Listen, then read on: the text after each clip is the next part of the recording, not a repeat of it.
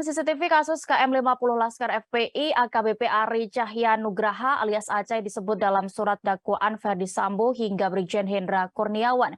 Dalam kasus ini, Acai mengorbankan anak buahnya AKP Irfan Widianto untuk mengamankan CCTV di Duren 3.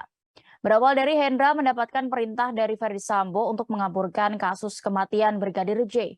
Ia kemudian menghubungi secara langsung AKBP Acai dan juga melalui Agus Nurpatria untuk melakukan screening CCTV di sekitar rumah Ferdi Sambo.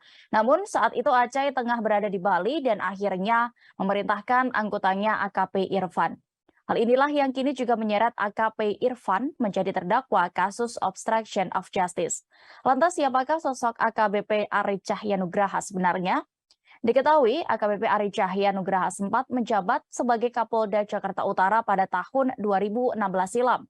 AKBP Acai pernah mendapatkan penghargaan dari Kapolri Jenderal Tito Karnavian pada tahun 2018 lalu.